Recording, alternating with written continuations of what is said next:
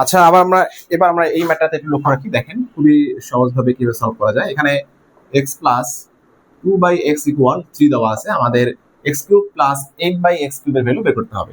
তো এটার জন্য আমরা বোথ সাইডে কিউব করে দিব, ঠিক আছে। তাহলে আমাদের এখানে ফর্মুলা দেখেন, ফর্মুলা হচ্ছে x cube plus a cube plus b cube. এটার ফর্মুলা হচ্ছে a cube plus b cube plus 3ab into হচ্ছে a প্লাস b, তাই না? তাহলে a প্লাস b হোল কিউবের ফর্মুলা কিন্তু এটা, a plus b whole cube equal a cube plus b cube plus 3ab into a plus b। তাহলে আমরা a cube plus b cube লিখবো। b কিউব হচ্ছে 2 এর উপর কিউব করলে 8 হবে, আর x এর উপর x cube plus 3ab, a বলতে হচ্ছে আমাদের x, b বলতে হচ্ছে আমাদের 2/x into a plus b বলতে হচ্ছে x প্লাস 2/x ইকুয়াল কত আমাদের আসতেছে 3 3 9 3 9 27।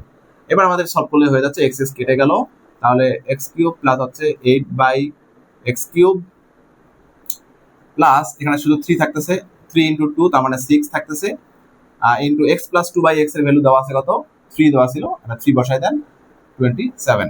তাহলে এখানে আসতেছে x cube plus 8/x cube, এটা ভ্যালু বের করতে হবে। তো 3 6 18, এই 18টাকে ওই সাইডে আমরা নিয়ে যাব, ঠিক আছে। তাহলে 27 মাইনাস হচ্ছে 18, তাহলে এখানে আসতেছে কত, 18 আর 9 27, তাহলে 9। তাহলে x কিউব প্লাস 8/x কিউবের ভ্যালু হচ্ছে 9।